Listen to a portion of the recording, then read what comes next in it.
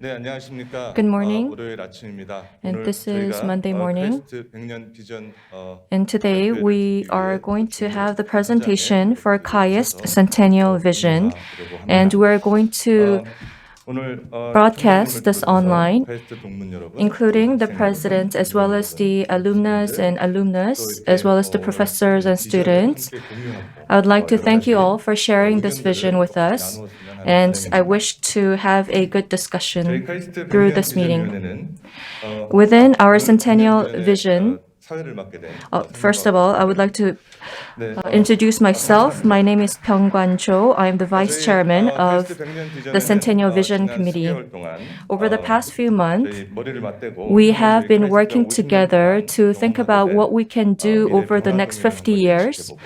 And so we came up with some of the outlooks, and we thought about what we can do for over the next 50 years and came up with the vision. And we would like to present all these ideas that we have worked on over the past few years and to share the opinions with you. And we need to do the publication of the vision that we have came up with. And today, this presentation for KAIST Centennial Vision will be presented online through Zoom, and you can press the interpretation button if you'd like to have the English simultaneous interpretation. And there's also the chatting room ongoing, where you can share your chats for us to share our ideas and opinions. Then now we will start the presentation for KAIST Centennial Vision. Our first item is that our chairman of the committee, Do-Hon Lee, will be giving an opening remark. First, I would like to welcome him with a big round of applause.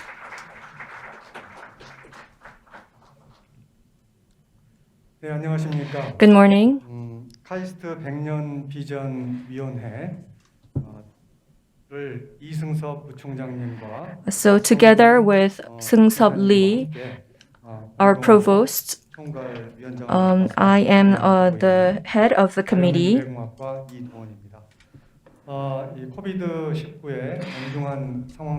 We know that we are having this very severe COVID-19 situation, and yet despite this current situation, we have came up with this meeting to share our KAIST Centennial Vision.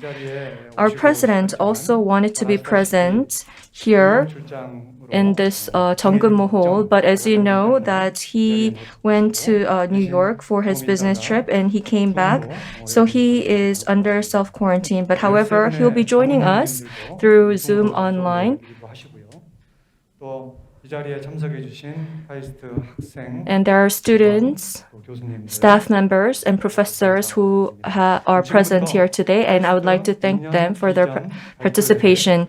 Then now, let's begin our presentation for KAIST Centennial Vision. Thank you, Professor Lee.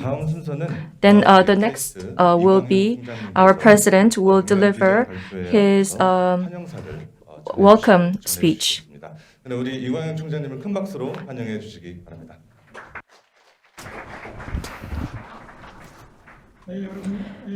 Hello everyone, I am very happy to see you.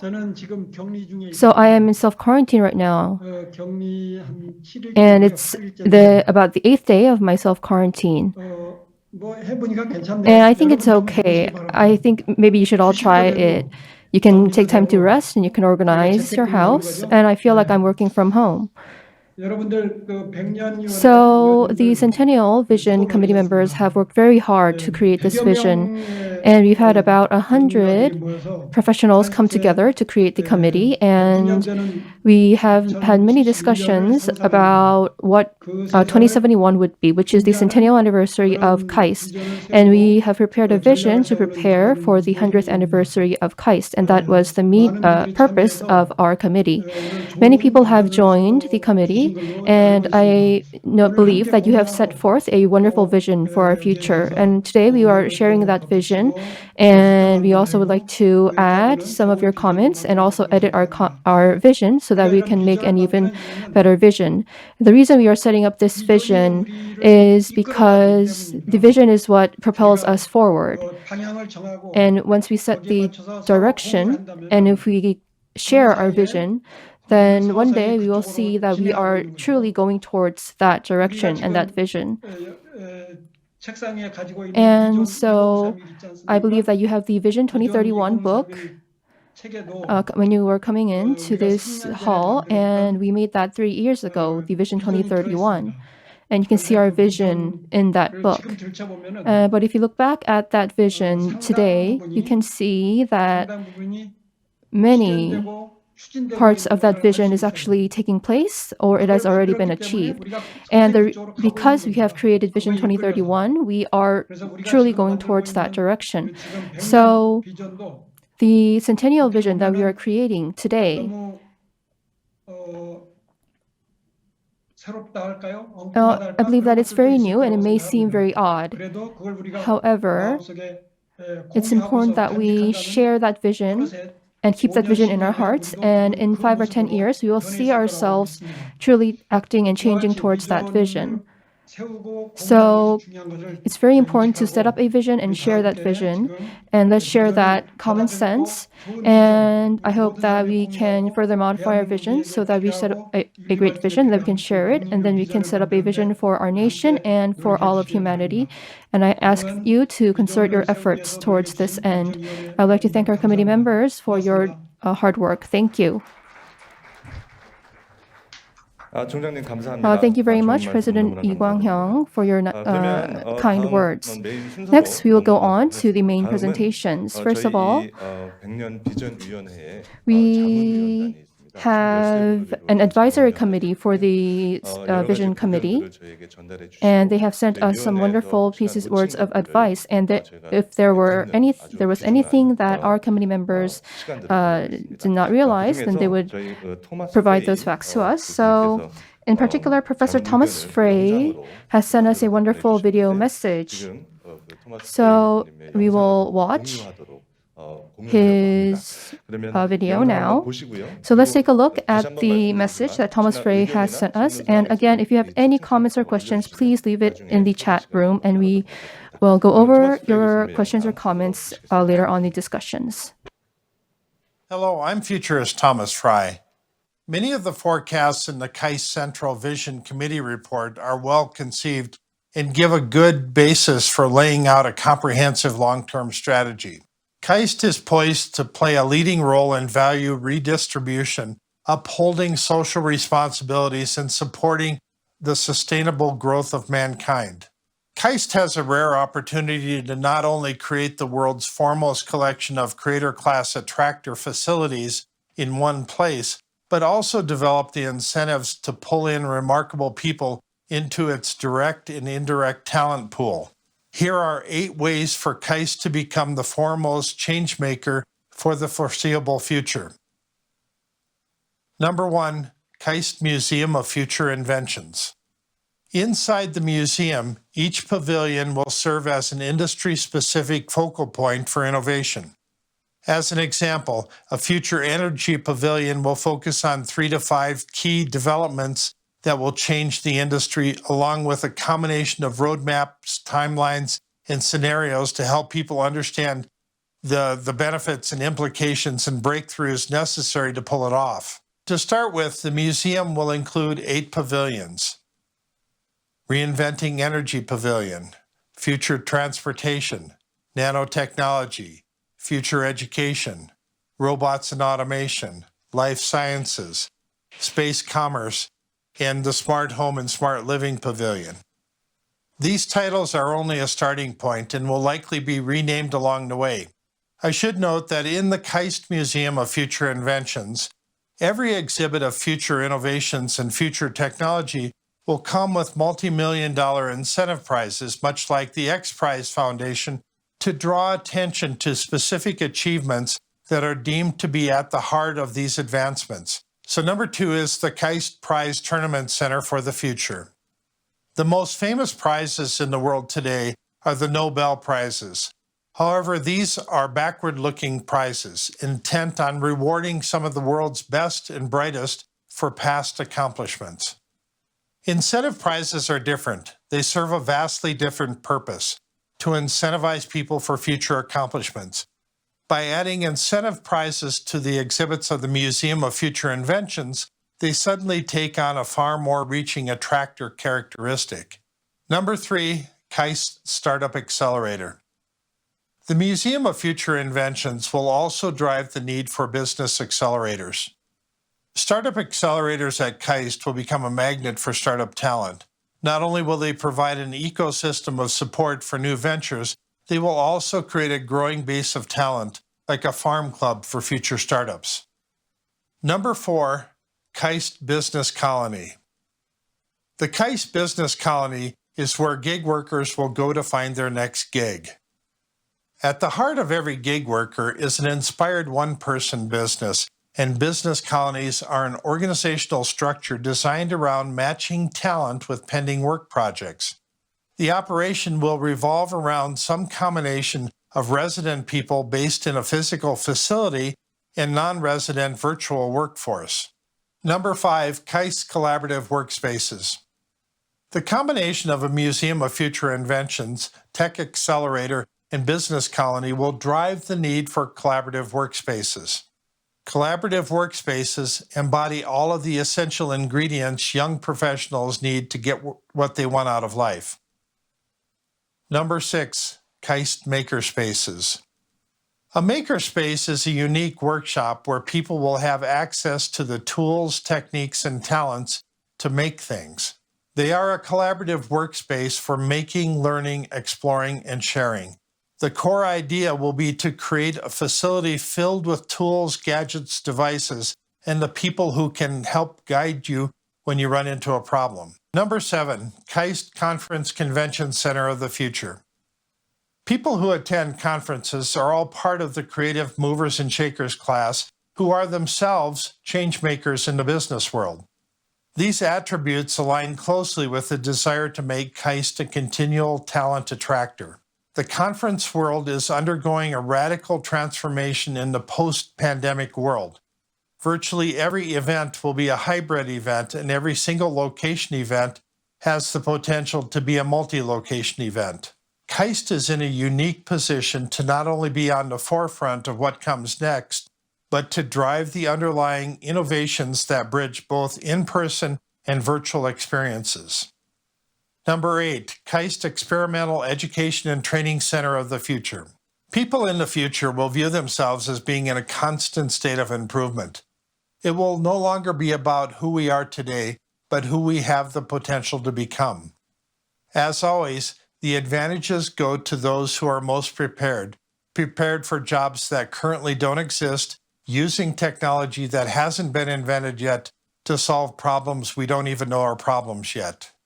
It's good that KAIST is planning for the reunification of North and South Korea, as the future is not being created by the meek and the timid. The future is being created by those willing to make bold moves, take on impossible challenges, and put themselves at risk. As always, I'm asking for you, the good people at KAIST, to set your sights high, so that the struggles you endure are worthy of the accomplishments you achieve. Thank you.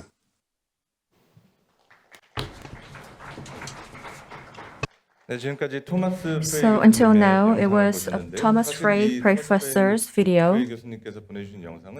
This video that he sent was actually 50 minutes, but we had to edit it just in time for our vision declaration presentation day. And this full version can be uploaded at KAIST website or through various channels. And other subcommittee members or the committee members have also sent some of their ideas to us, so we will organize it to put it into our final version. So next,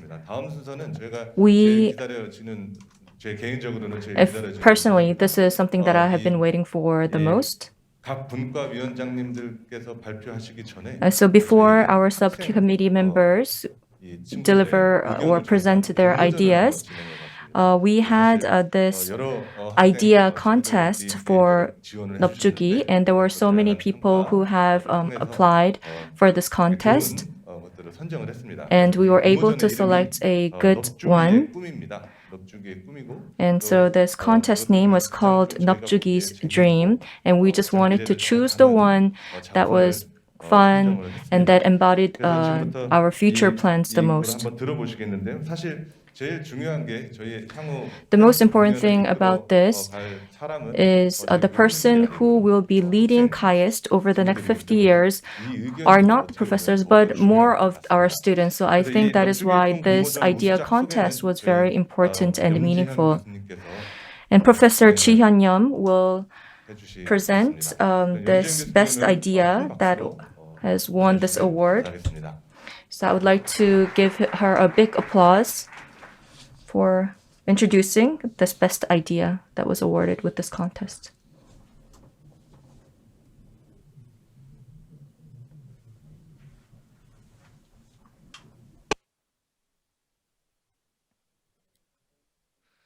네, 염지연 교수님께서 잠깐 이 베이지색 똑같아 보여요 지금.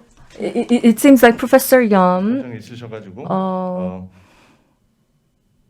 좀 이따 오실 거고요. It seems like she will be coming back again. She just left the room very briefly.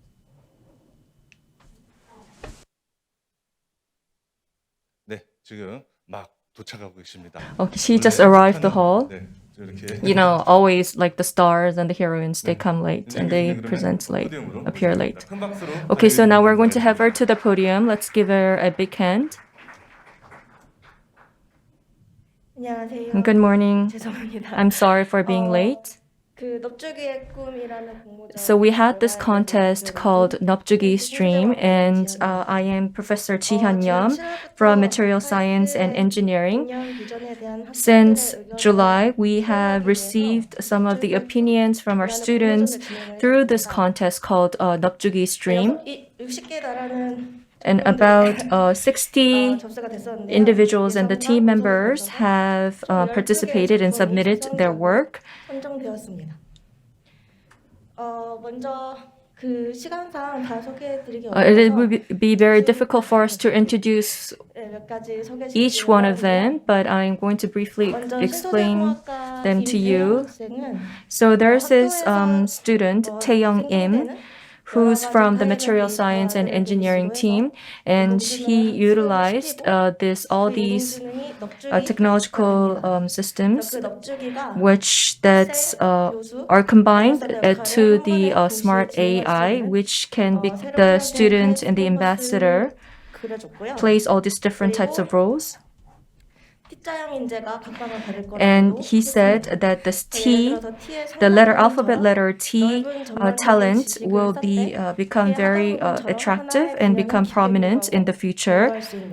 So this T is the talent who has a very wide spectrum of knowledge as well as having this expertise in certain areas.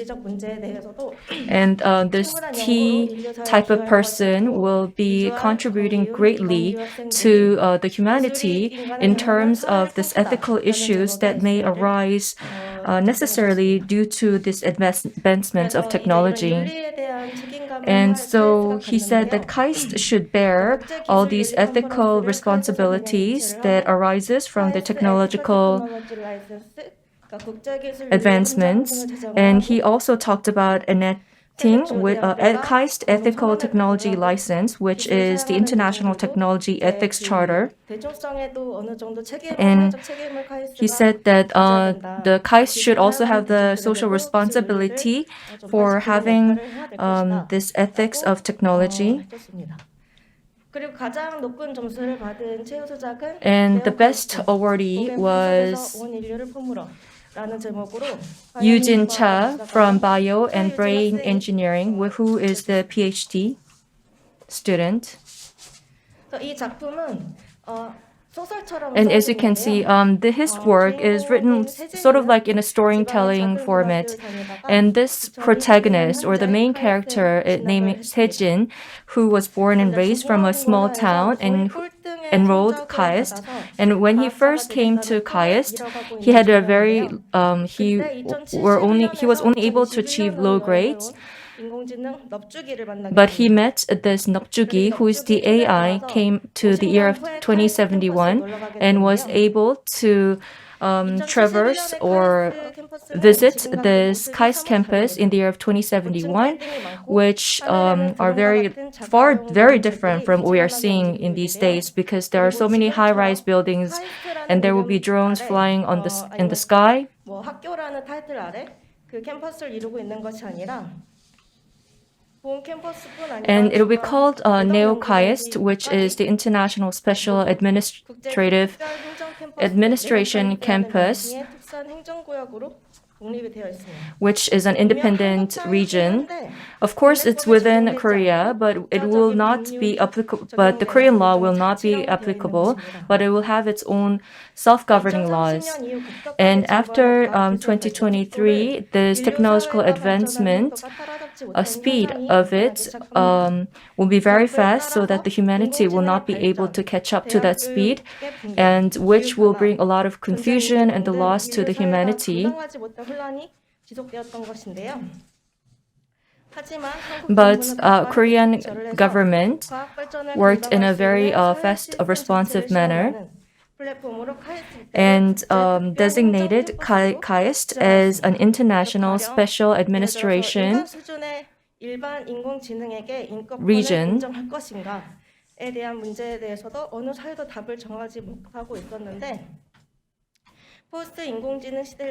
And which will be so the KAIST that's been preparing for a post-AI era, and we were able to provide have our own self-governing laws, and through that we were able to prevent some of the confusions brought upon us by this technological advancement. And this the national support has helped us to make our KAIST spirit to shine even brighter and to resolve all these issues that might arise because of the technological advancement. And there is a saying that this AI research may collapse within the next decade. And that many people may fail in doing the research for this AI. But however, KAIST had this challenging spirit and put its utmost effort. And KAIST is the only university that gained success in terms of pioneering and developing this AI technology. And this AI needs a lot of support that needs to be converged in terms of algorithm as well as the hardware. And not just this convergence research, but this meta research convergence will also be working side by side for us to have this AI that can be converse freely and that can also be very creative, which this creative or the creation was the area that was long thought that only humans were able to do and not the machines. And this could be, all these technical advancements could be a huge crisis to the world, because like in the year of 2071, the atmospheric temperature may go up 6.1 degrees and major cities may submerge under the sea, and about 20% of the humanity may die because of this drastic climate changes. And it says that Daejeon is a high-rise territory, and so that is why we were able to survive all these chaotic situations, and we could have preserved our campus from all these threats. And through this space engineering and submarine engineering and things like that, we will be able to create a self-living and independent campus like on Earth as well as under the sea and on the moons and the Mars. And this protagonist, Sejin, asks 넙죽이 유한 깃발이 있는지 말입니다. 넙죽이는 2060년 유엔과 한국 that 정부가 맺은 in the year of 조약에 2016, UN and Korea has signed a treaty 인류가 당면한 운명의 보전, to 성, 종교, 문화를 초월한 인류의 보편적인 문제의 난제를 overcome some of the universal challenges 인류 전체의 과학 기술원이 되었다고 and 설명합니다. became a science institute, technology institute 그리고 나서 이 that 작품은 2035년에 세진이가 넙죽이를 that had responsibilities to overcome the challenges of the universal challenges. So after he heard from 넙죽이, who was about to give up his dreams, he was able to dream big and contributed greatly to the development of AI. So this was a storytelling work that was chosen as the best idea. So our committee members met this Cha Yujin, who is in his doctorate program, who graduated, had his undergrad bachelor's degree from KAIST. He said when he first came to KAIST, he was very devastated because of his low grades, but all his colleagues and his professors took him in with warmth, and he thought that in terms of applying for the scholarships and for extracurricular activities, he did not feel being treated differently. He felt that he was treated very equally. And so he was able to have the sense of belonging to KAIST. And so that is why he wanted to repay the love that he has received from all these members through this idea contest. 학생들이 우리 학교 카이스트를 사랑하는 마음, 그리고 외로우신 교수님들은 총장님께서 주시는 사랑 등등이 아닐까라고 생각이 드는 공모전 작품과 So this was the best idea that came out, where we could feel the love from the professors and from the students and our colleagues as well. 네, 염준 교수님 감사합니다. Thank you, Professor Ji-hyun. From the students' essay, I could feel a lot of his thoughts and thinkings. 날이 머지않았군요. 네, 너무나 멋진 미래입니다. This is a very great future that he has drawn upon us. 계속하겠습니다. 다음은 저희 이제 각 위원회별로 발표 순서를 갖도록 Next, 하겠습니다. we're going to have the subcommittee members' presentations. 백년 비전위원회 총괄위원장. But before we do that, we are going to listen to Professor Do-hwan Lee, who is the head of the committee, to talk about the general vision of our Centennial Vision Committee. Please give him a big hand.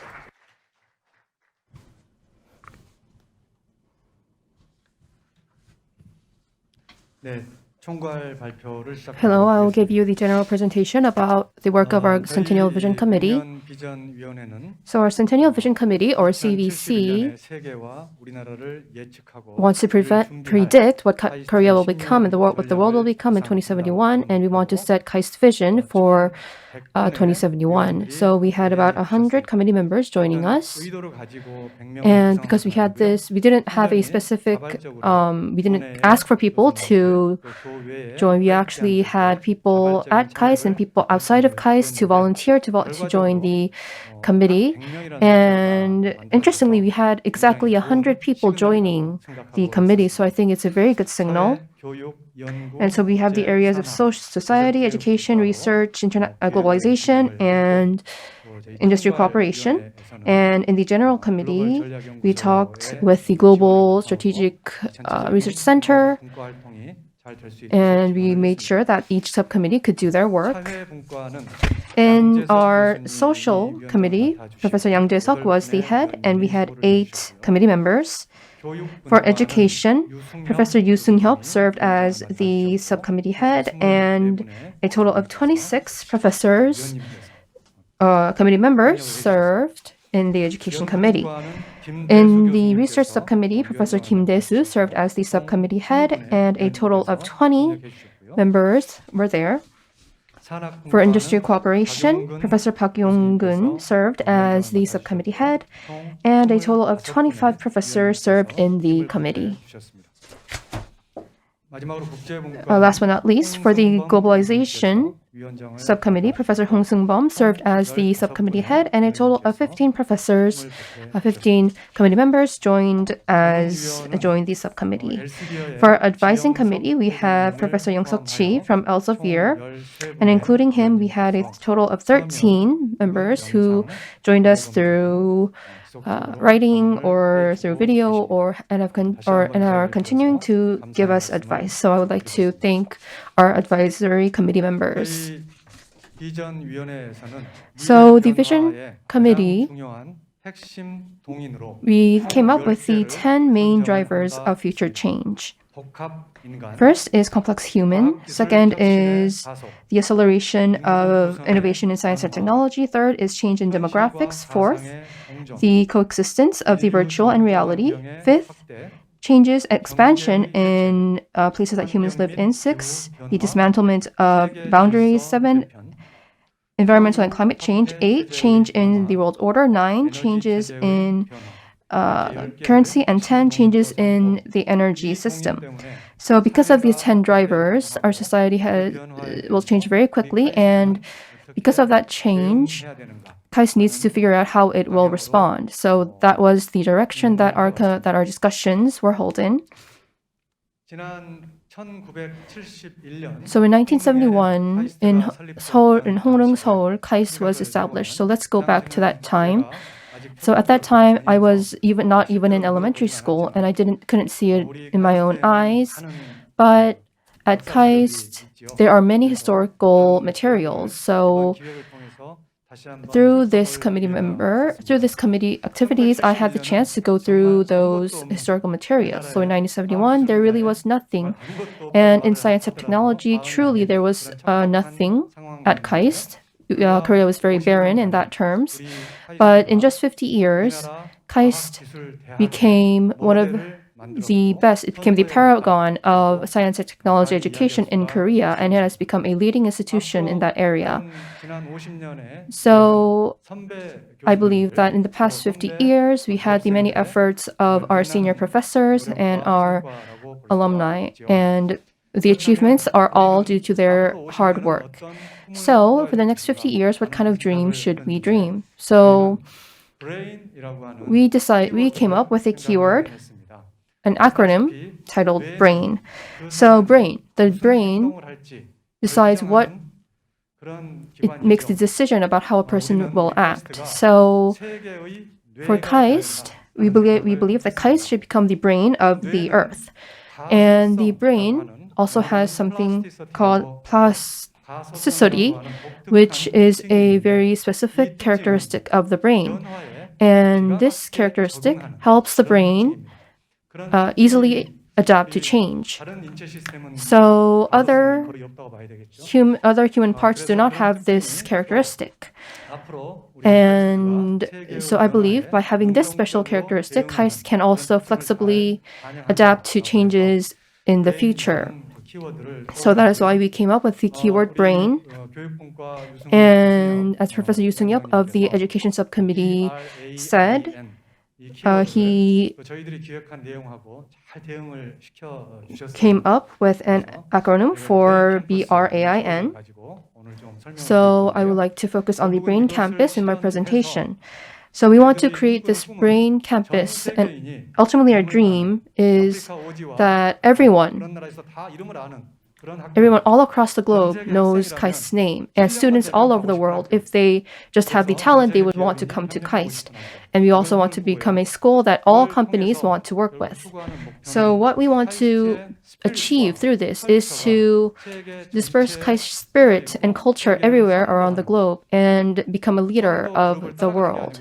So we are no longer a follower of leaders, but we want to become the leaders itself in 50 years. So that is the goal that we set for 2071. And research is, of course, to overcome the challenges of humanity.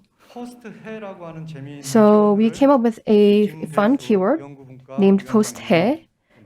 Professor Kim Dae-soo came up with this keyword. So 해 is the acronym for human, AI, and energy. And as you already know, the word 해 in Korean, it could mean solution. So what we are doing is not just trying to find the solutions to the questions that we have now. We want to go beyond that and think about the questions that the problems that will arise afterwards. So we came up with 3 areas, and we want to talk about liminal research, and you will later hear more about that in the research subcommittee's presentation. So looking at our progress over the past few months, we worked for 8 months, and we had about 10 meetings, and adding all of our subcommittee meetings, I think we had about 30 meetings with our 100 committee members. So today we are having this information session and the discussion. So this is not the end. So we will take in your comments and words of advice. And by next January, we want to have the report complete. And we want to share our vision with with the entire nation. So we want to publish a book by March of 2022. So this is the last slide of my presentation. Over the past 8 months, I really felt like we were the knights of the round table. And so many professors worked very hard. And the reason I put the black and white photos, because I think maybe in 50 years, this is how our photos will remain in the records. So I would like to thank the head of our many subcommittees, and I would also like to thank Mr. Shim Jae-yul. I would also like to thank, on the right bottom, you can see Professor Kim Cheon-un, and I would like to thank the many members of GSI who have supported us in our committee activities. So I would like to conclude my presentation here. And since I have the mic, I would like to say that we would like to take a group photo, before this entire event ends. So please stay in your seats. Thank you very much, Professor Lee Do-hoon, for your presentation. So we have heard the general presentation, and from now on, we will hear from each subcommittee. So the first subcommittee we will hear from is the Society Subcommittee. And as Professor Lee Do-hyun just explained, Professor Yang Jae-seok is the head of the head subcommittee, so please give him a big round of applause.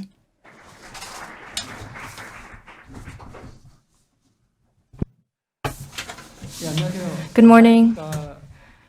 I am Jae-seok Yang from the Munsul Future Strategy Graduate School, and I'm in charge of the Society Subcommittee. And along with the 8 subcommittee members, we were able to do the studies on this society matters. So this is after 50 years, in the year of 2071, which will mark the 100th year of anniversary of our school. And I would like to talk about what exactly is the future. So in English, if you say it, if you translate 미래, which is Korean, into English, it's not future, but it's futures. It's in plural.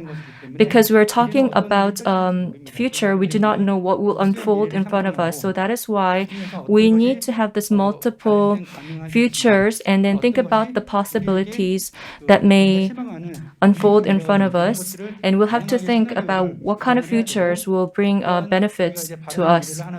And we need to choose one future that's and we need to think of how we can approach to that future and strategize. So as KAIST is also preparing for the next 50 years, we need to select the future that we would like to foresee in the future. And for us to make that future to come to reality, we had this 100 committee members for the Centennial Vision Committee, and we've been working together side by side and have conducted a lot of researches for that. So as you all know, that future is not for us to forecast, but for us to make that future. So after 50 years, you know that there are a lot of futurists and there are many different opinions. But in the year of 2071, is 인공지능을 비롯한 여러 그런 과학기술의 인공지능의 so many technologies, including AI, and its intelligences will be surpassing humans' intelligence. And by that time, we may reach or have surpassed this singularity point. And it will be a very drastic and different future compared to the daily lives that we had lived over the past 50 years. And so we've been looking into some of the drivers that may have bring all these changes. And there are 10 main drivers that our committee members have set up. So first is the complex human. Second is the innovation in science and technology. And third is changes in demographics.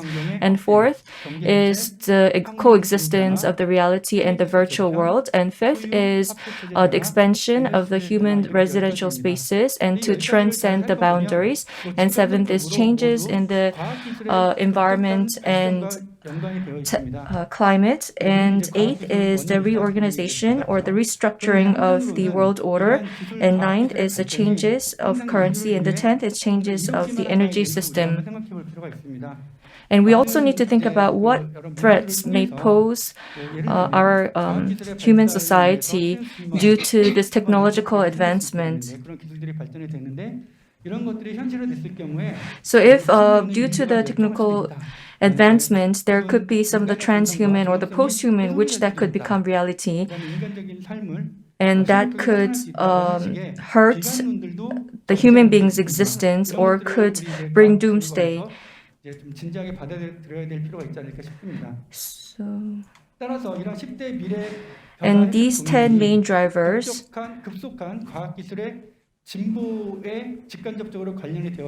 are somehow correlated to the technological advancement, which may bring some negative impact to our society. So we need to keep that into our consideration. And so KAIST needs to not just only lead science and technology, but also need to see how these technology connects with our society. And we, and at the same time, need to lead the society. So then what will be the future like in the year of 2071? So as you can see here, so there were so many different intellectual revolutionary things that came up to us. So which was, the theory of evolution and heliocentrism, as well as psychopathology and things like that. But now, when it comes to the AI and the biotechnology, all these areas being grafted together are to narrow the gap between all these machineries and the human society. So when we have this, the fourth revolution, then I think we will have a lot of confusion when it comes to our own identity. What is human? And what would be the difference between the human and the machine? And then we will have to redefine what human beings are. And think about if will there be any disparity in the society as this human and this machines coexist in the future. So all these are the things that we need to think about. And we also need to think about all these like advanced human beings as well as the general people, and think about whether there will be a lot of huge gap in the disparities between all these agents as well as the social phenomena.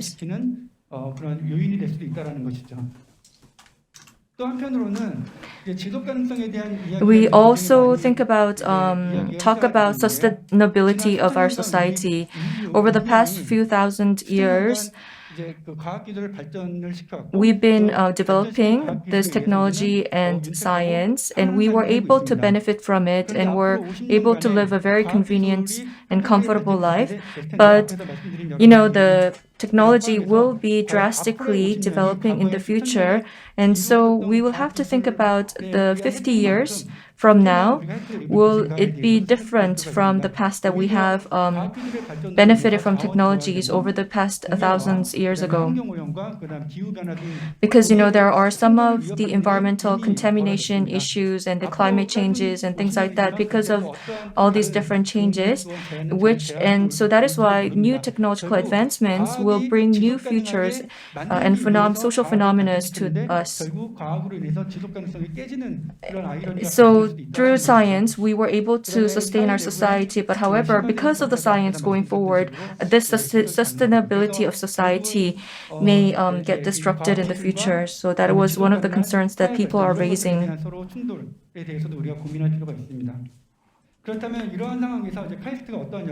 So then what is the role that KAIST needs to take?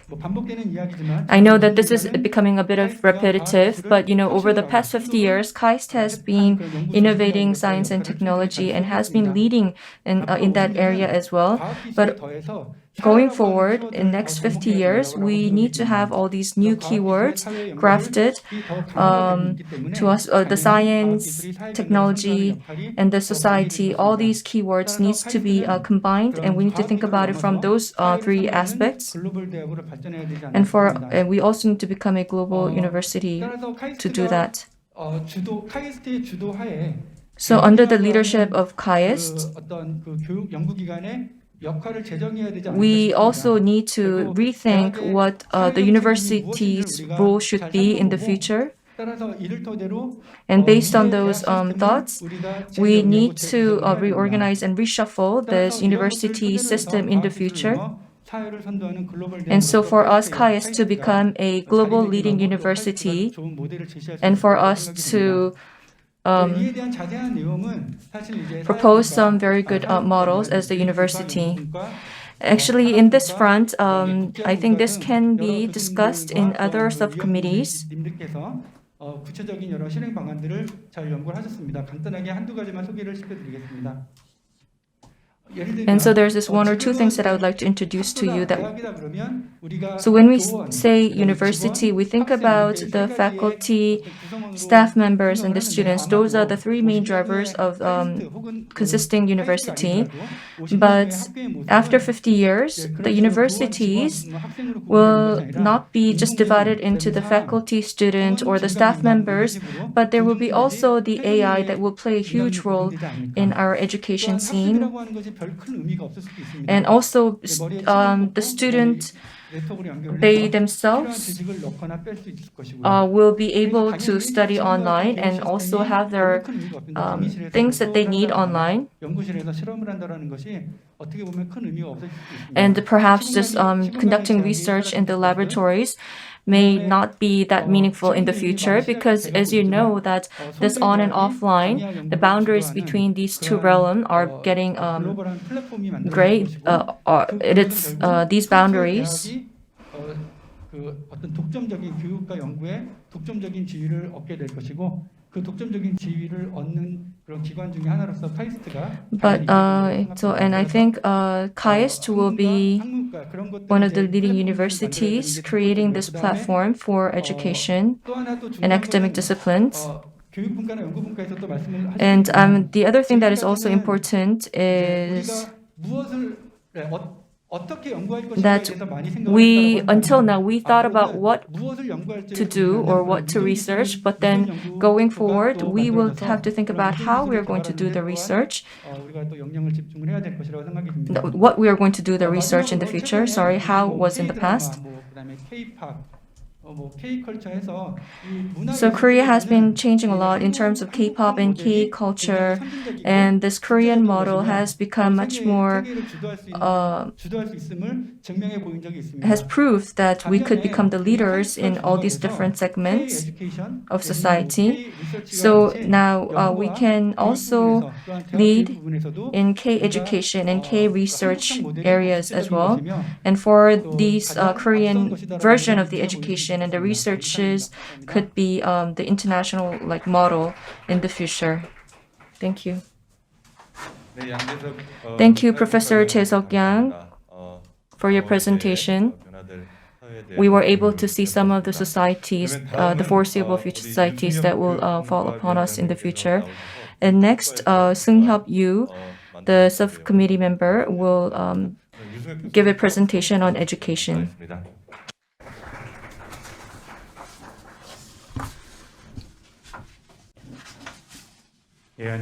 Hello, I am very glad to meet you all. I am Professor Yoo Seung-hyup from the Department of the School of Electrical Engineering, and I served as the subcommittee head of education. So we talked about the change of KAIST education in 2071, and as Professor Lee Do-yeon said before, we came up with the keyword brain.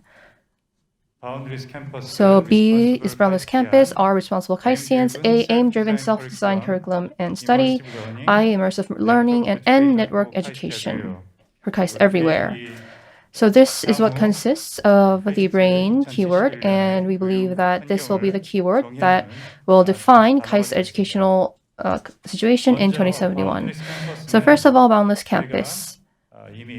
So we have already, because of the COVID-19 pandemic, we have already started to actually practice virtual teaching.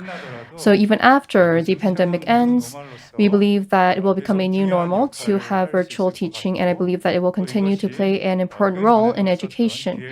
In particular, it will also provide opportunities that weren't there before. For example, we will no longer be bound to the physical limitations of departments or campus, and we will be able to create a larger, more flexible campus, and talents from all over the world will be able to take courses and learn without being limited to the boundaries of time space. So once everyone in the world becomes a KAISTian, then KAIST will have to take on a new responsibility. And that new responsibility is to find the balance between the development of science and technology, and by having a background in humanities and having a sense of reality. So we want to create talents that coexist with all of humanity.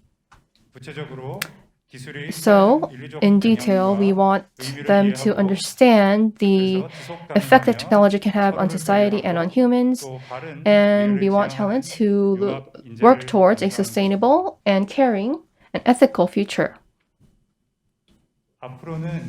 So in the future, AI will play a big role, and I don't think anyone would disagree to that.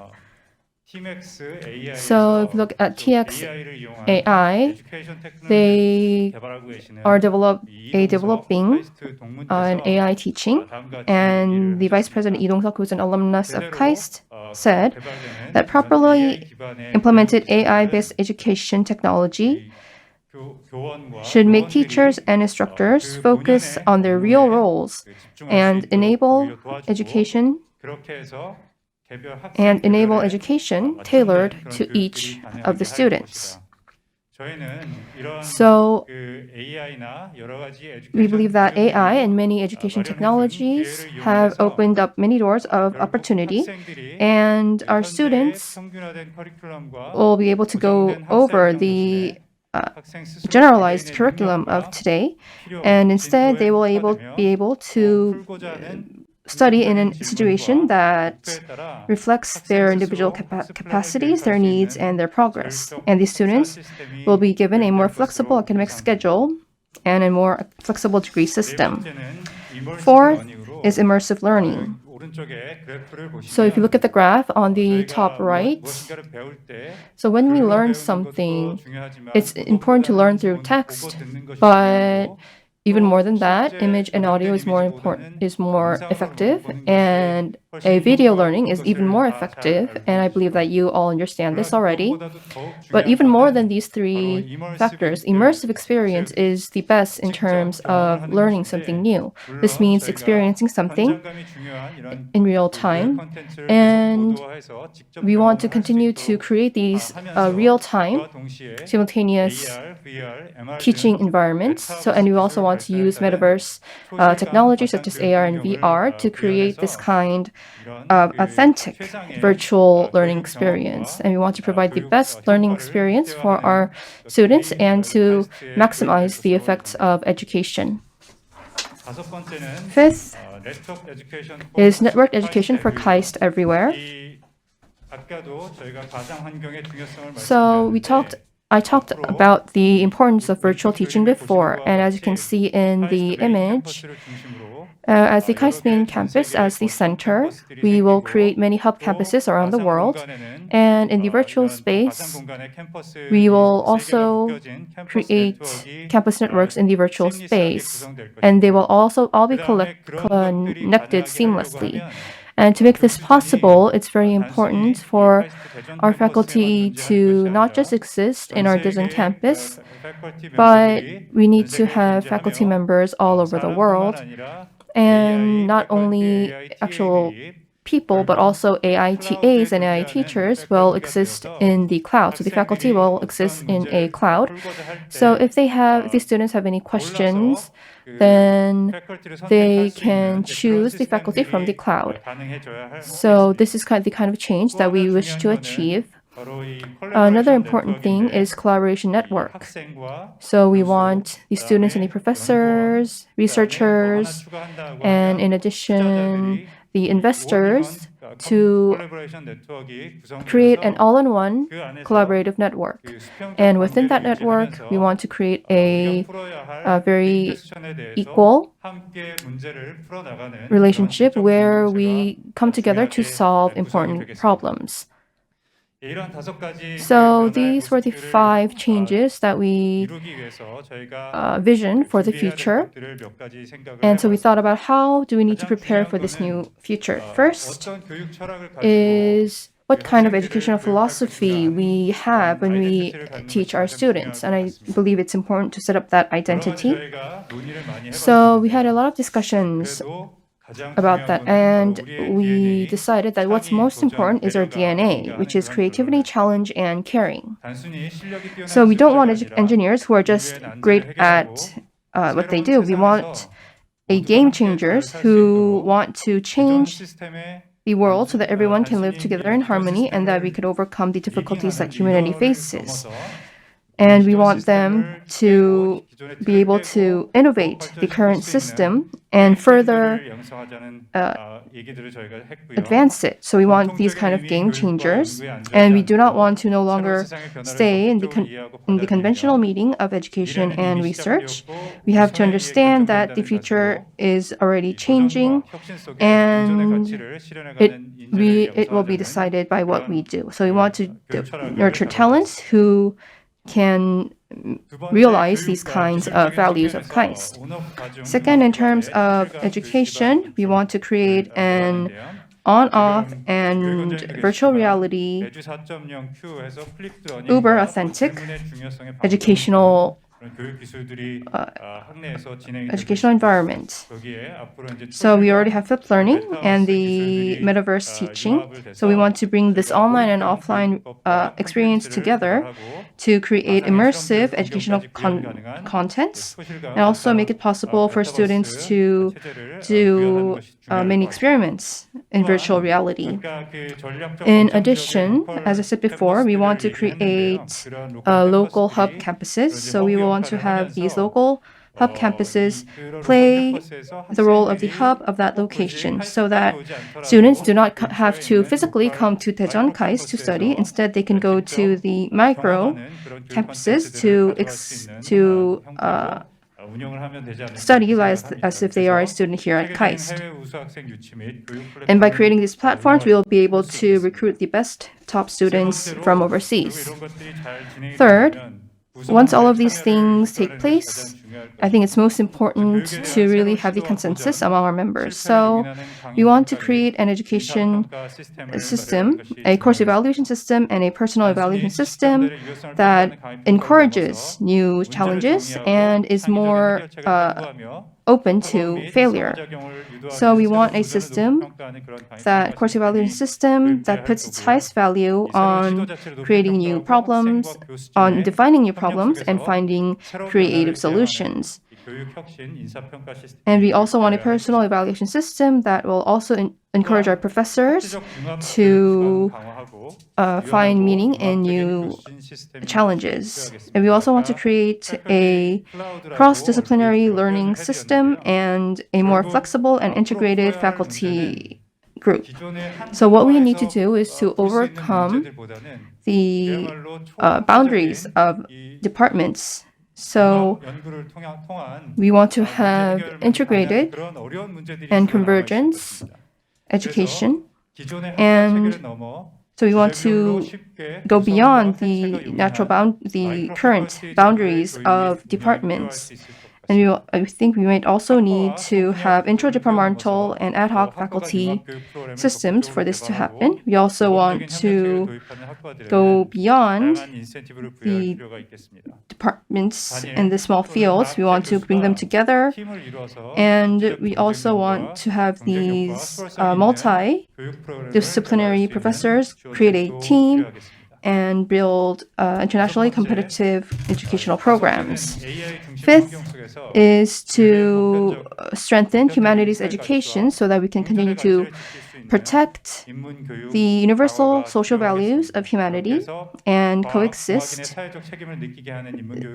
despite the accelerating technology of AI. So we want to follow the UN's Sustainable Development Goals because there are many big issues that humanity is facing as a whole. So we want to work together on these issues and have this sense of social responsibility. Last but not least, we want to bring startups, research, and education together to create a campus that can only be provided by KAIST. So when we talk about virtual learning or globalization, then that opportunity is not only given to KAIST, it is something that is given to all universities. So that could also become a threat to KAIST. So in this new situation for KAIST to survive, it needs to focus on what it does best.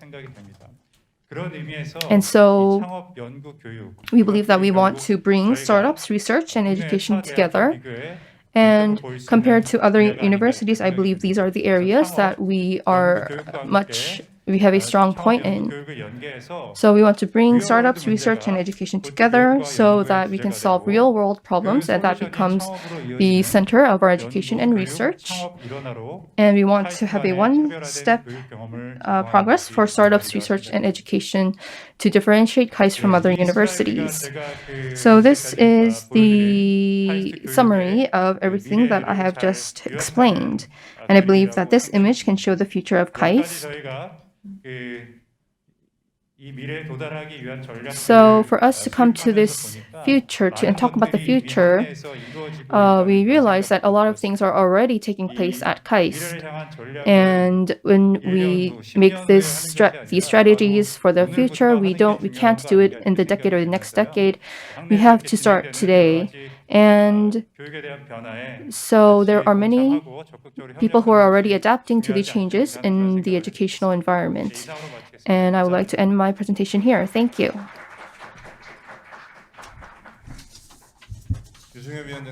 Thank you very much, Professor Yoo Sung-yeop, for your presentation. I could understand that you have thought very deeply about the issue of education.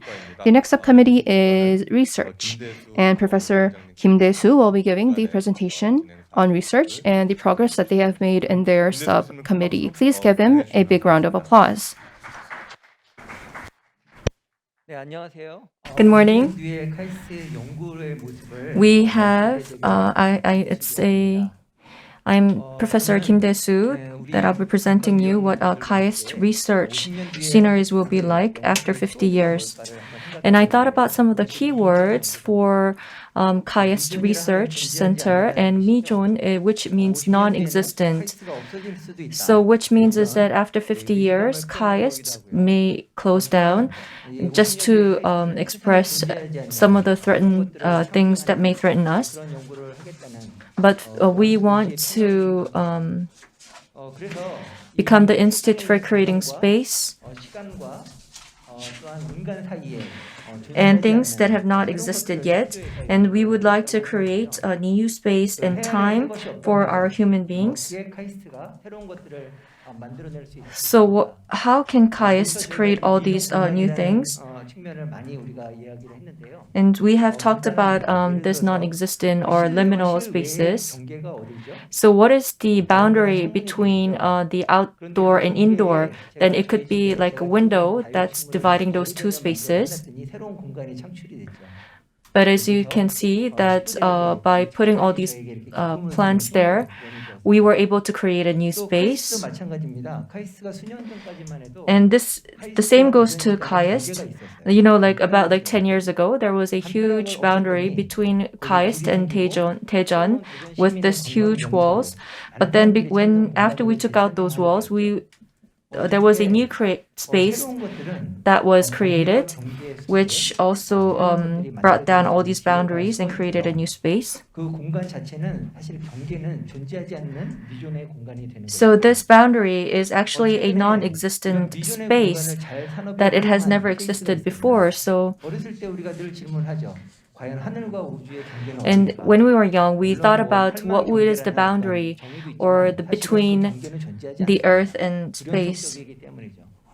그런데 이 우주와 이 하늘과의 경계를 And if we think about the 우주 여행을 boundaries 가는 between the 시대가 space and 왔죠. skies, 더 넘어가면 위험하고 또 아래로 내려가면은 우주를 못 보는데 그 경계 공간 but then those boundaries are gone now because we have the space travelers going to outside of Earth. 이런 미존 공간은 And this liminal space, 최근에 유행한 오징어 게임에서 잘 you can see from this Squid Game, one of the K-dramas. 많은 문제가 있지만 There are so many different social hierarchies and the problems, and there are always all these like boundaries. 저는 오징어 게임이라고 And I think those boundaries were well expressed in the Squid Game, the K-drama, 한 섬에서 촬영이 됐고 because this was filmed in at an island. 또한 이 카이스트의 K가 코리아인데요. 이 한국은 And for KAIST, K stands for Korea. 많은 경계 선상에 있다. And I thought that Korea is standing at a center of so many different boundaries of North and South and boundaries of communism and capitalism. 생각을 합니다. But I think if we are to take out those boundaries, I think we have a great potential. 공유결합 사이에는 전자가 And and if you look at this, 원리에 있어서 이 전자는 저 가운데 중간 지점에 존재한다고도 얘기할 수 있고 you can see that there are some of the 실제로 어디 있는지 common, 모르는 우리가 연결이라고 부르는 것이죠. spaces where it can be connected. 사회적인 관계, 사람들 간의 관계. And same to the social relationship. If we hold our hands, then we can overcome those boundaries. 플랫폼 기술이라는 새로운 산업 영역이 생성이 And then this new platform has been created to create and link all these different realms. 이두 가지 그 경계 공간에서 발전을 했다고 And 생각합니다. science is existing in two different realms. One is science and the other is engineering. 엔지니어링 분야가 발전함으로써 이 두 가지 경계상에서 새로운 학과나 And we were able to create new departments and new researches within these two boundaries of science and engineering. 장점과 경험을 잘 살린다 그러면 And if we can work on our best strong suits, then I think we will be able to create new things. 연구소로 거듭나지 않을까 그렇게 생각을 해보았습니다. 그러면 카이스트가 50년 뒤에 어떤 분야에 집중해서 So then, which areas 그것들을 does KAIST need to work on? Do KAIST needs to work on? 포스트 휴먼, One is post-human, post-AI, and post-energy. These are the three areas that KAIST needs to focus on. 해의 의미가 So as what 해 근본이 되는 means sun, which is to study the knowledge that could become the foundation of the world. 해답을 제시하는 And 해 could also mean solution, which is to provide solution to all these different issues. 보고만 있을 때 And 해 or 해라, 먼저 도전하는 which is to just do it, meaning challenging all these different issues. 연구소가 되기 원합니다. And that's what our research 먼저 포스트 to become in the future. First thing that we need to focus on is the post-human. 또 젊음과 So there are some of the boundaries between the age group, young and old. 이런 경계를 허무는 또 But 경계를 KAIST 통해서 would like to take away these boundaries and become a new research that takes away all these boundaries. 지금 KI 연구소를 중심으로 해서 단순히 So, 원을 늦추는 것이 아니라 with the KI Institute being the center, we are studying on the new technologies. 우리가 치료를 할 때 약물로만 치료를 하는 것이 아니라 이제는 우리의 세포와 장기를 교체할 수 있는. And so for the post medicine, we've been working on the gene therapy, cell, and the organ replacement therapy. And the diagnosis should be diagnosing humans' health 24/7, so which will be a lifelong diagnosis of mental and body health. And this avatar will be the robotic working system that will be working for me. So in the year of 2071, we will be having a new president, and that will be the new president as you can see in this picture. He looks very young now, but then he'll be looking even younger in the year of 2071, who will be greatly contributing to the development of KAIST. And next is AI brain liminal space. And we have a lot of MZ generation students who are very interested in AI. So then what is the end goal of AI?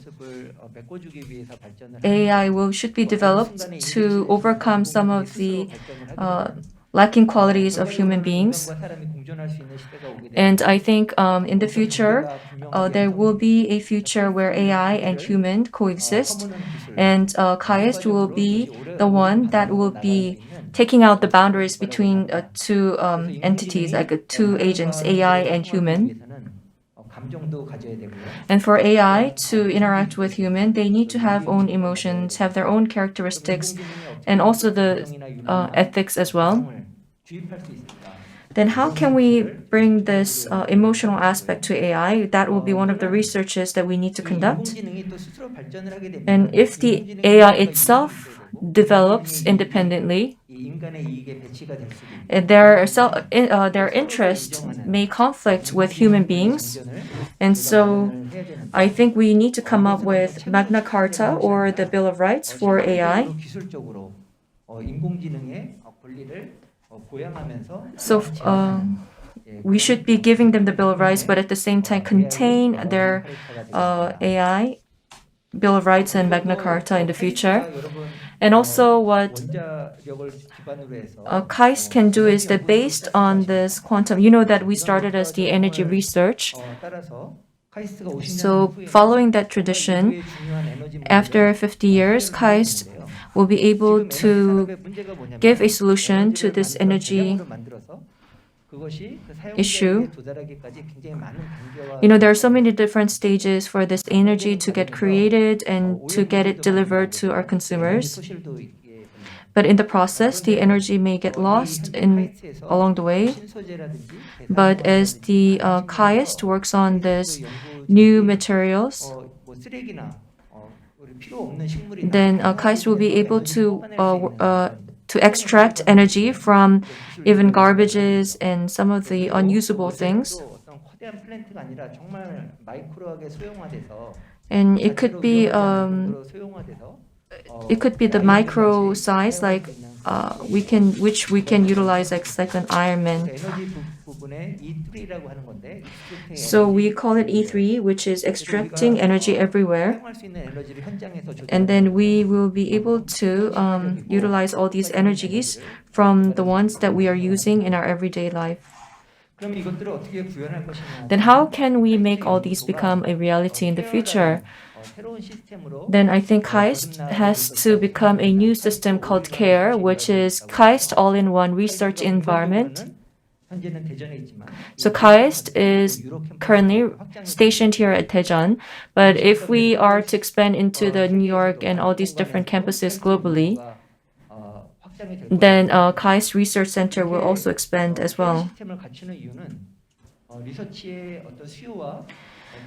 And for us to have all these different and expanded system is to have 구종 공간을 새로 만들어내는 KAIST create a new area, but at the same time, KAIST will become a new existence that takes out the boundaries between different existence and the realms. You know, 당근, which is an app that matches the consumers to buy the second-hand goods. 그런데 현재 And there's- 카이스트에서 또한 많은 대학에서 이루어지는 연구들을 보면 But if you look at a lot of researches 연구 과제가 나오고 that was conducted here in center here, there are so many different stages to it. 우리가 마치면 논문도 And we need to do a lot of researches and write reports and get patents and things like that. 굉장히 또 이런 절차로 And through all these very complex procedures, we need to get the approval from the government to transfer the technology to industries. 그래서 누구든지 이 케어 시스템에 접속해서 But if we create this care system, then anyone can get an access to care system. They can 그래서 conduct their own researches. So which means is that this care system is to connect the technology demand and technology supplier directly to get rid of all these different and complex procedures. And in this metaverse space, then we'll be able to have these researches contracted, and it'll be very transparent. And I don't think there will be any banks involved in the process. And all these intellectual properties and the patents will be automatically registered. 특허 시스템을 통해서 이게 지적 재산권으로 축적이 되겠죠. 여기까지만 돼도 많은 연구자들이 이 카이스트 케어 시스템에 접속하지 않겠습니까? And if we can make this such platform, then I believe that a lot of researchers will get an access to this care system. 케어 시스템을 통해서 효과적으로 이루어지게 됩니다. 그래서 연구 인프라가 없는 아프리카에서 And so it like even the people who are in Africa and does not have the research infrastructure may get an access to care system, and they can conduct their request or and demand their own technologies that KAIST can provide. 성공적으로 이런 노하우들을 축적을 한다 그러면 And if we can build on these know-hows, then I think KAIST will be able to create a care system where there's no other like that in the world. So there are two different scenarios if we think about the future of KAIST. In the past and present, KAIST has been working as a platform that connected the technology and the industry. So what Dr. Chairman said that KAIST should conduct researches for Korea's development, and so that's the role that we have been serving in the past. But based on those roles and the achievements, we would like to become a research institute that works for the humanity. But if we are to be satisfied with our current status, then we may close down or even disappear. But if we are to work on our strength and forte, then I think we could move on to the road of success. And this is the headline that came out. So this is the two scenarios for the 100th anniversary, which it may say that the KAIST closes down. But then in the second scenario, KAIST has reborn as waste. So it is no longer Korea's Advanced Institute of Science and Technology, but it will be the World Advanced Institute of Science and Technology. So these are the two scenarios that we're thinking. And so Korea's value creation will take about 50% of Korea's GDP, and will be able to open up an era of 10 trillion won worth of the royalties for licensing out KAIST technology, and also the 40% of the world's researchers will be somehow interconnected to KAIST platform. So this is the second scenario. And so we want our research center to become from the non-existent to the lineal research center that creates values. 저희는 굉장히 귀한 로얄 소사이티를 만들었다고 We 생각합니다. believe that we have created a world society 예, with our 그래서 오늘 발표 내용 Professor 이상엽.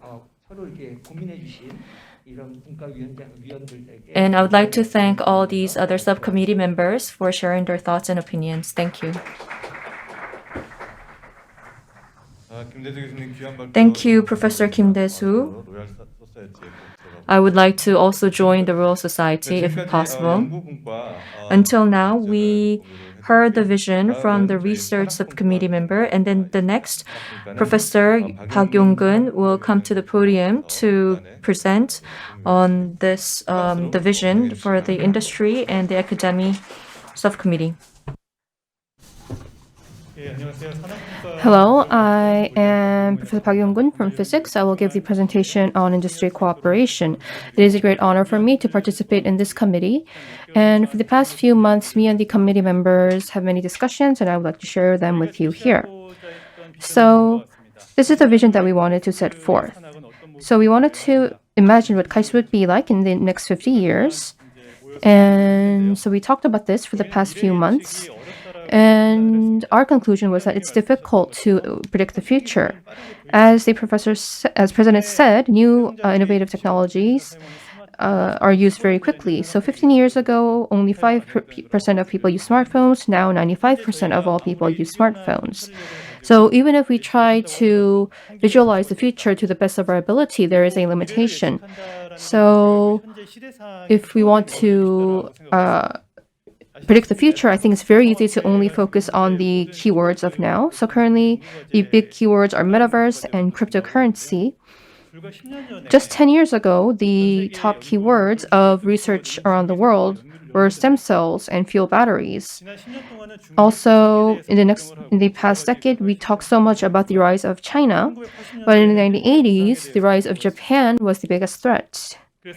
So we decided to give up on trying to predict what will change. We wanted to focus on what will not change in the future. So what will not change in the future? We think there are two big things. First of all, the characteristics of the society and economic system. So in the past 100 years, the economy had a 800% rise in production rates thanks to the accumulation of technology and capital. And I believe that the basic nature of humans will not change. So I think for the next 50 years, KAIST needs to prepare for these three visions. First of all KAIST students should make a startup at least once in their lifetime. And to make that happen, we need to create a one-step startup support system. Also, this will lead to enormous technologies that have a market value of 100 trillion won. So I would like to go on to what we have discussed. So if we thought about what would not change in the future, there are so many materials trying to predict the future, but not many have actually accurately predicted the future. There is, though, one material that predicted the future pretty accurately.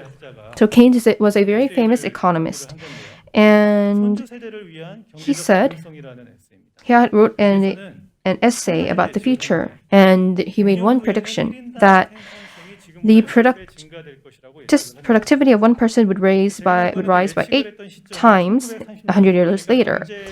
But actually, that came true, and actually he made this prediction during the Great Depression.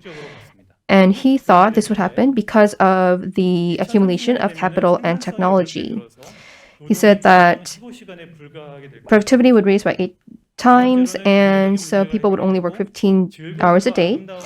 All economic problems will be saved, and people will focus more on joy and beauty. Third, people will no longer be obsessed with currency. They will focus more on what is good. So if you look at the statistics, over the past 100 years, productivity did rise by 8 times. And by 2030, in advanced countries like the US and the UK, it may be possible for them to have a 15-hour work week. So what is the role of universities in this new situation? So again, I think universities will also, the competitiveness of a university will also be determined by the accumulation of technology and capital. KAIST budget for one student is 100 million compared to UC Berkeley or Seoul National University. That is a lot. The problem is that all of this is used, but it doesn't actually lead to the accumulation of technology or capital. That means that we don't have a lot of technology commercialization or startups. Also, about 23% of KAIST's total budget of 1 trillion won, it comes from the government. So we are often binded by the policies of the government. And also many innovative companies have a better research level compared to Korea, especially the companies that focus on semiconductors, internet, or bioengineering. They have a better research level than KAIST. Also, they do not focus on merely productivity. Also, there are many companies that do research that cannot be done at the university level. So if we want to enhance our competitiveness, then we need to do other work. And also the boundaries between nations and organizations will be dismantled. And for example, we no longer focus on mining or agriculture or simple manufacturing technologies. And many biotech companies, for example, by 2050, a lot of people will say that their technology will no longer have any meaning and that they will die out.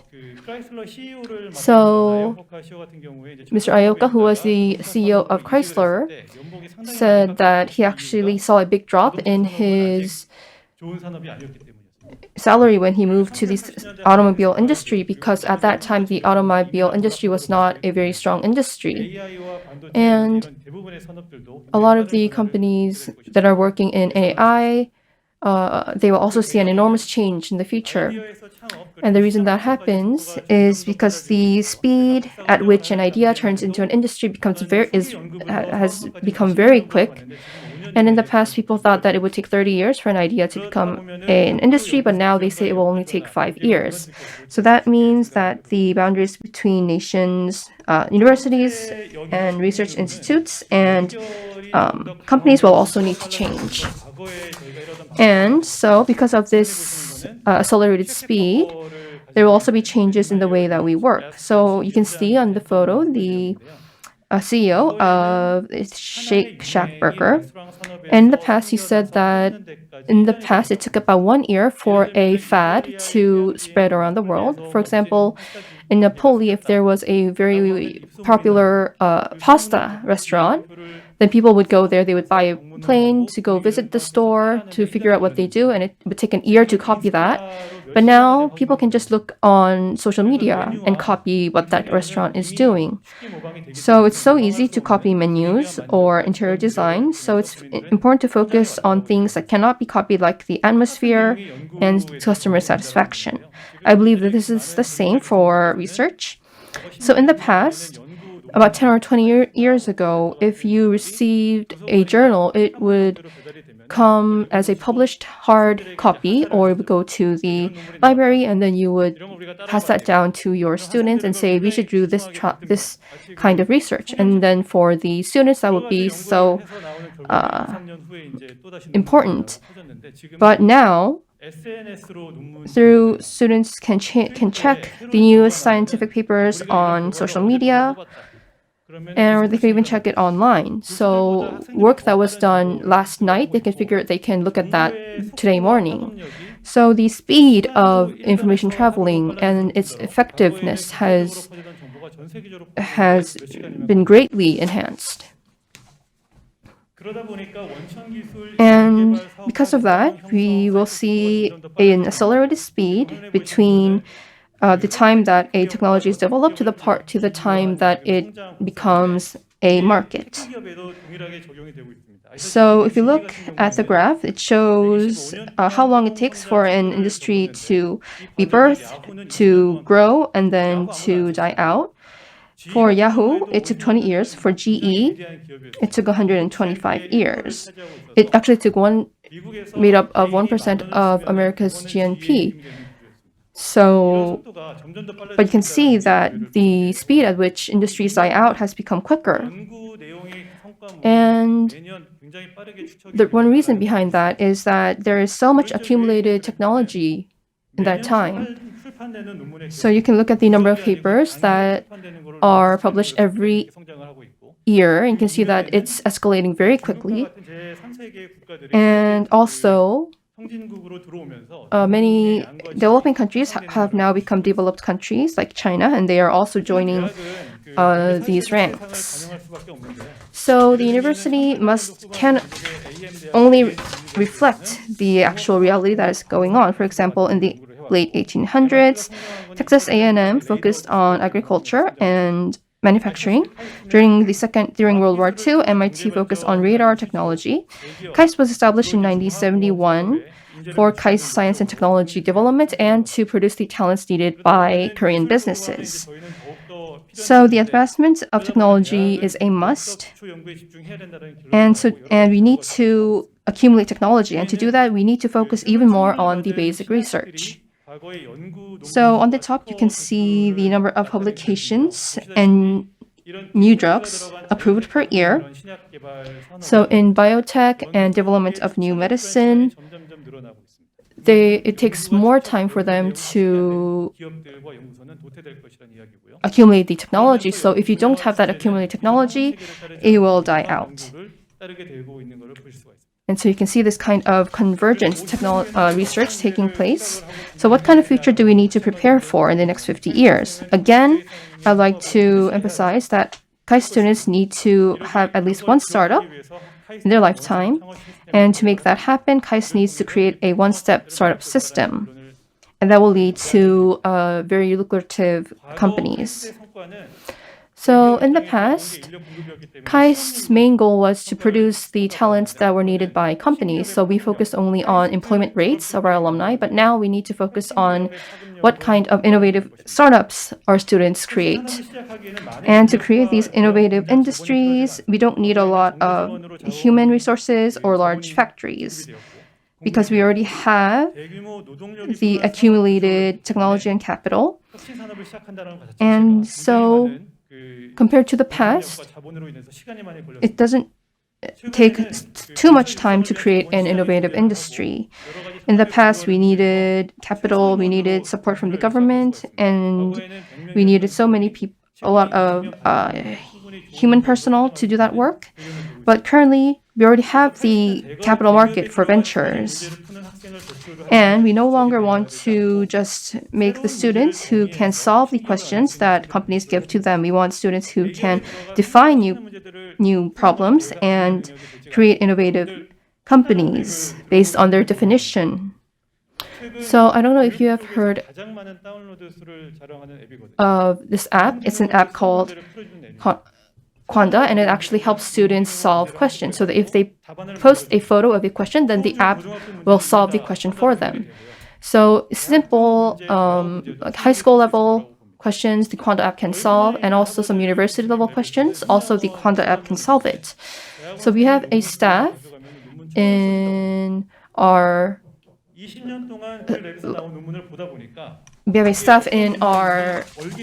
office who can even write the first draft of a research paper, because the staff had been there for 20 years, so that staff knows what the draft should be like.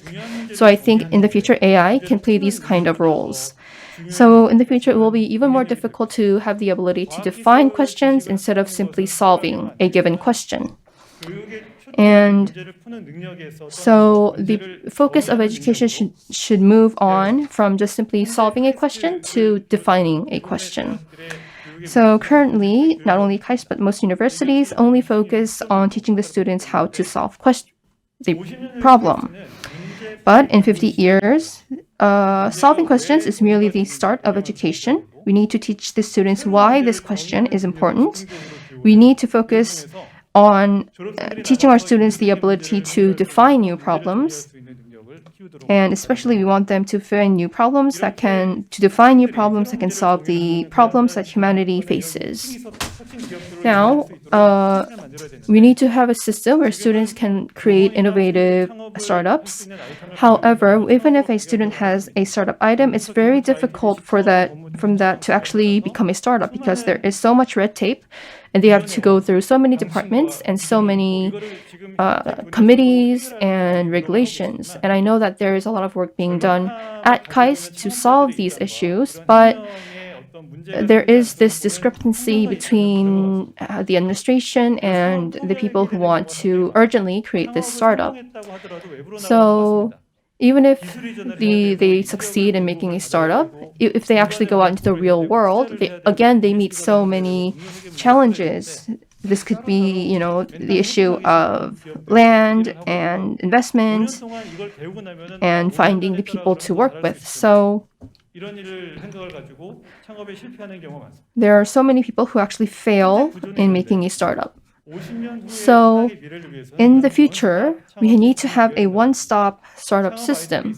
If a student has a startup item, then someone at KAIST who has the experience in startups will help them develop their business. So we will need a team to do that, to play that role.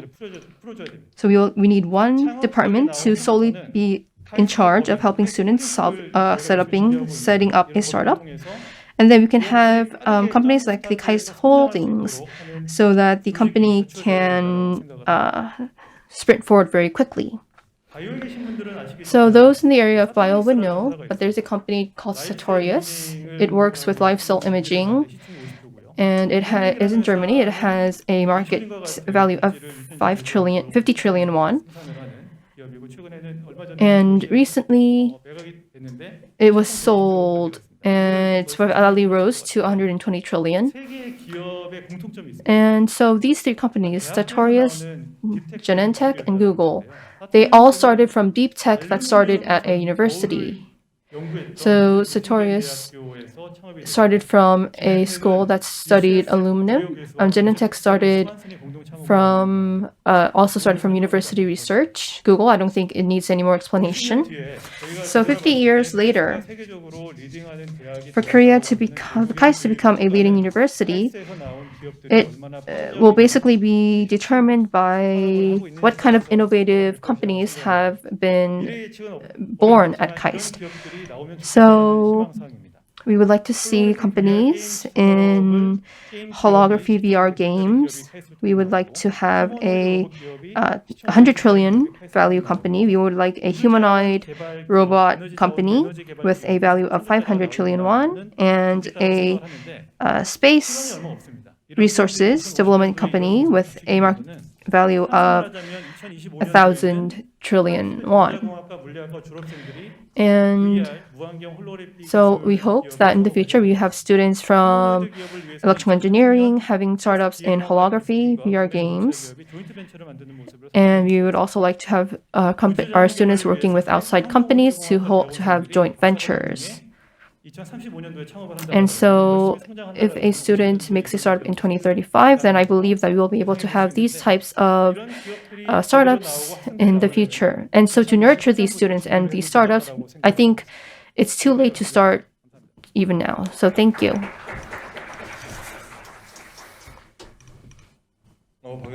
Thank you very much, Professor Park Young-gun, for your presentation, and it was very heartwarming to hear your presentation. So next, we will go on to the last presentation, which is the Globalization Subcommittee.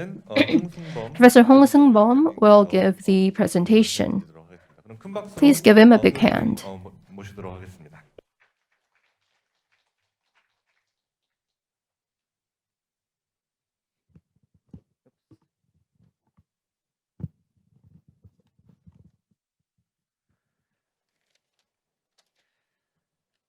Good afternoon, ladies and gentlemen. I'm the last speaker of our committee, Centennial Vision Committee of KAIST. It is my big pleasure and honor to be the speaker of globalization. We had an in-depth discussion about what the globalization should look like in 50 years from now. And we had also a lot of discussion with other committee members. And I'd like to introduce, first of all, the vision that was set out by the research committee.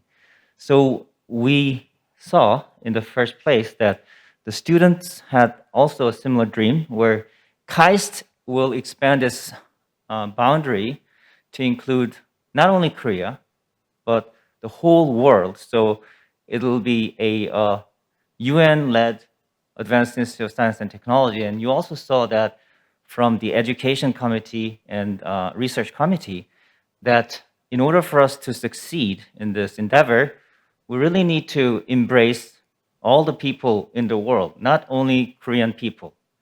So the question is, why do we care about other peoples in other countries? That sounds very cold, but with this COVID-19 challenge, we became more and more narrowed down to our own interests and had difficulty in embracing the issues around the world. But we need to break that inertia. And as you can see from the last slide of the research committee, Professor Tae-Soo Kim came up with a bold idea that KAIST change its name to World Institute of Science and Engineering, where we were good at the interface between science and engineering. And we have the vision of having revenue that is over 50% of Korean GDP, and KAIST royalty revenue reaching $1 billion per year, and 40% or above of researchers in the world is connected through the KAIST platform.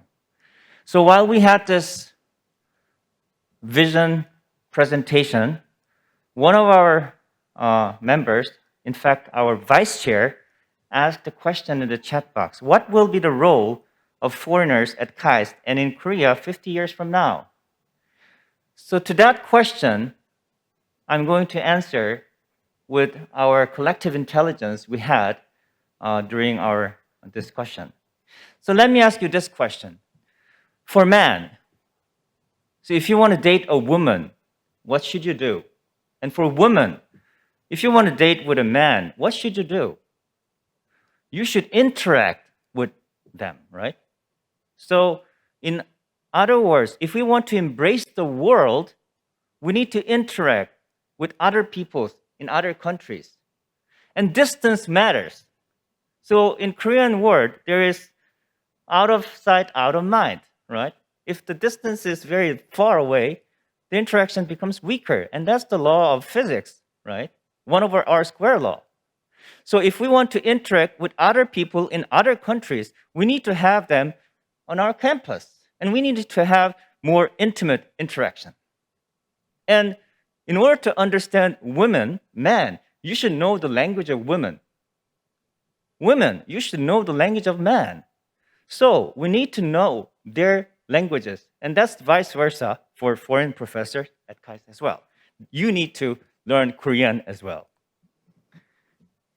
Now, so in order to achieve that bold dream, like Martin Luther King had, right?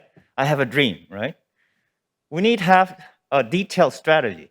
So these are the 5 detailed strategies that we have came up with during the session.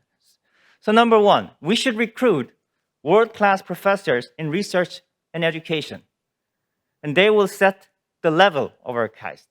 We need to provide globally competitive or compatible academic training so our students, when they get a job, not only in Samsung Electronics or SK Hynix, for example, Google, or in Indian companies like Tata, we need to have a compatible training course. And we need to structure diverse leadership, starting from the president, the VP, dean, and the department heads, so we can smear all of the diverse culture into our organization. And the 4th, we need to grow departments with bilingual faculty, staff, and students, right? So we can nucleate this new culture to reach the goal of WISE. And we need, of course, create the global campus, including the metaverse space. So here's an example. So we already have world-class professors. And one example is Professor Yanis Semerzadis, who is one of our members in our Globalization Committee. And for example, Andrew Ng at Stanford University, his citation reached 170,000, but at the same time, he's creating a mega impact in the education world. So we need to have those leading professors on our campus. And we need to have multilingual education and research environment. AI is inevitable. AI is inevitable. So we need to have AI-assisted real-time subtitling function, even for this workshop. And we have to have high-quality language training program. So we need to train our students to speak not only English, but also Korean for foreign students. And we need to establish joint degrees and shared credits, which, for example, MIT, Stanford, Oxford, Cambridge, Harvard, and ETH Zurich in Switzerland. So we can have like mileage program, like Star Alliance, right?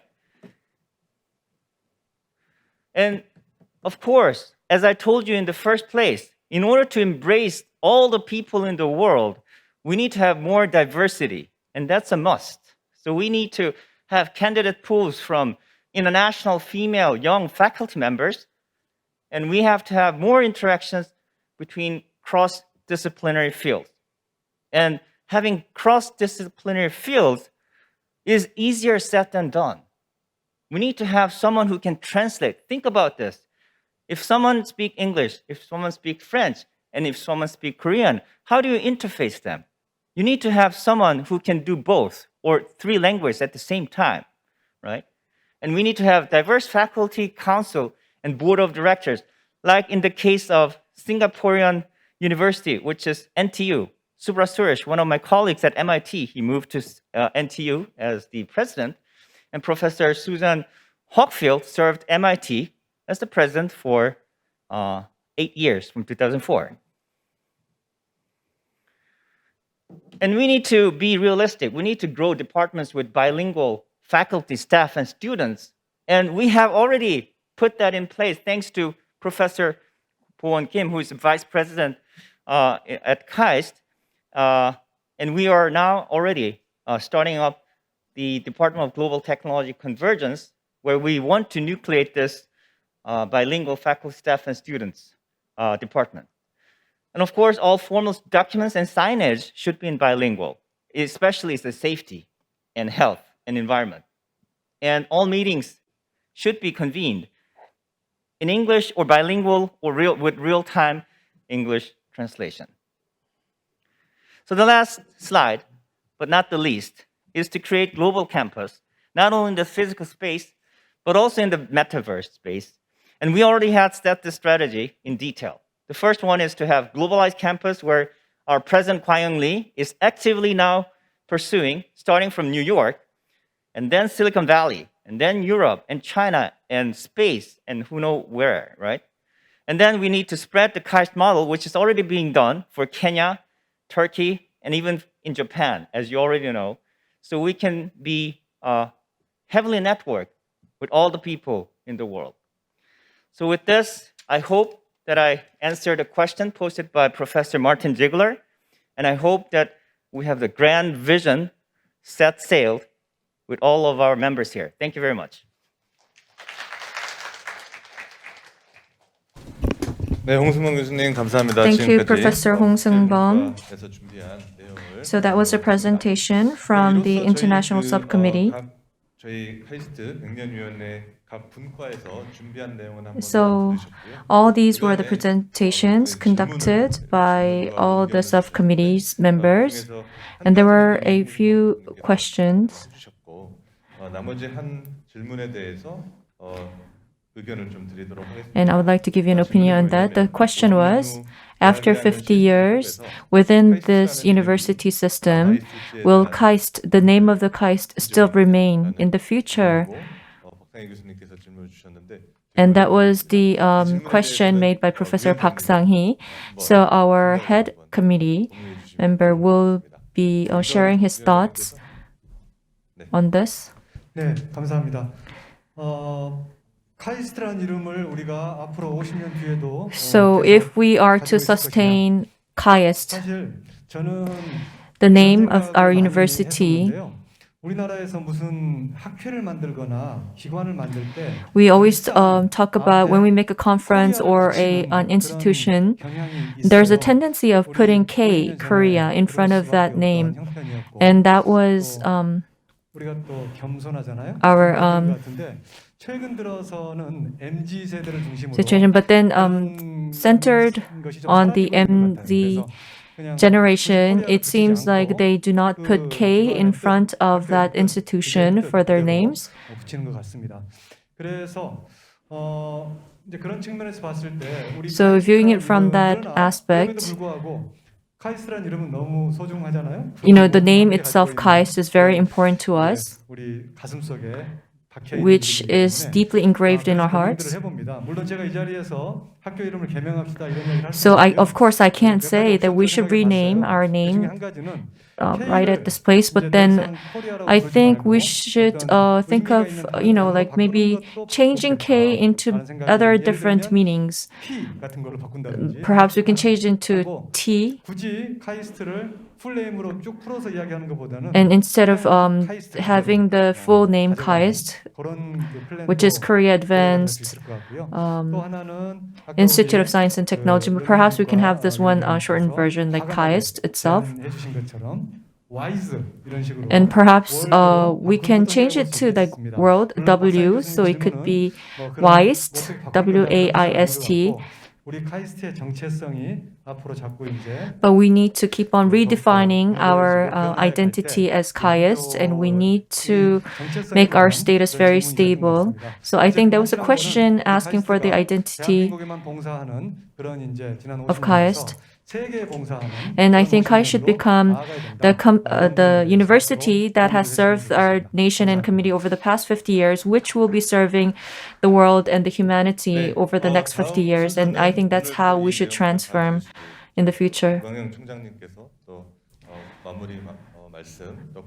And we'll have a closing comment from President Kwang Hyung Lee.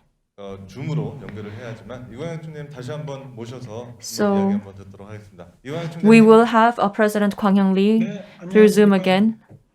President Lee, yes, good morning. I was surprised, and because it was beyond my expectation. And I would like to record all the things that we have discussed today. And if we can achieve it, then I think we can become the best reports, which will be overlooking the next 50 years of KAIST. I would like to thank the head of committee as well as the chairpersons of the subcommittees. Thank you. Very well done. Thank you. 네, 총장님 감사합니다. Thank you, President Lee. 지금까지 저희 다빈치 연구소 토마스 프레이 교수의 영상 We had our 그리고 Thomas Frey's videos, and we also had our presentations on Napjugi streams as well as our overall subcommittees visions, which were shared today. But if there are some of the main drivers that perhaps we may have missed, but if anything that comes up to your mind, then I would like you to share your opinions to us through various channels. All the opinions will be well organized and will be published in January. And I would like to thank all these other team leader Kim Chul-hoon and other committee members for putting this and organizing this presentation together. And I would like to imagine a new future, bright future for KAIST. And having said that, I would like to wrap up this presentation. Thank you very much.